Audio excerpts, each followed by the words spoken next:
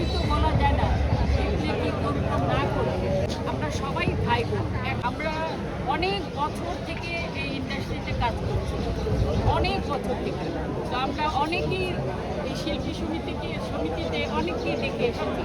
রাজ্জাক সাহেব থেকে শুরু করে আহমদ শরীফ, মেজু আহমদ, মলি সাহেব অনেকেই ছিলেন। তো এখন এখন যুগ পাল্টিয়েছে। আমার মনে হয় সবার একটু ধারণাও পাল্টিয়েছে। এক একজনের মনে এক এক। আপনারা বলবেন যে আপনারা যে জিতলে কী করবেন না করবেন।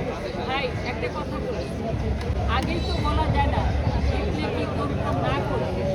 আমরা শিল্পী, এখানে এই যে এপিসি দুইটা প্যানেলের শিল্পী, কিন্তু আমরা সকলেই একসঙ্গে থাকি।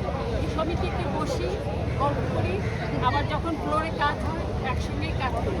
কেউ আমাদের দুশ্মন না, কিন্তু আমরা সবাই ভাই বোন একসঙ্গে। এইটাই ইন্ডাস্ট্রির আমরা সব শিল্পীরা। তো আমি বলবো যারা আগে বলেছে, আগে অনেক কিছু বলে গেছে, তারা কেন করেনি? তারা করেনি, তাদেরকে জিজ্ঞেস করেননি। তারা যখন ছিল তখন তাদেরকে কেন আপনারা জিজ্ঞেস করেননি আপনারা এটা কেন করেন, এটা করবো ওইটা করবো কেন করেন?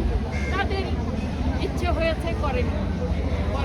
তবে আমরা এইটুকু আশা রাখি, কোন পর্যন্ত যেতে পারবো না পারবো এটা এখন বলবো না, বাকিটা পরে বলবো। আল্লাহ যদি আমাদের উপর সহায় থাকে, ইনশাল্লাহ আমাদের এই প্যানেল যদি সবাই আমাদের প্যানেলের জয়যুক্ত হয়, বাকি সামনে আপনাদের সামনে কথা দিলাম, আমরা কে কী করব, কাদের জন্য করব, ইন্ডাস্ট্রিকে আবার আমরা যেন আলোময় করতে পারি সেটা চেষ্টা করব। আরেকটা কথা বলছি যে আপনারা হয়তো বলছেন আমরা সিনিয়র আর্টিস্টরা আমরা কিন্তু অনেক দূরে চলে গেছি, আমাদেরকে আজকে মুক্তি কাছে এনেছে, আমার কাছে এনেছে।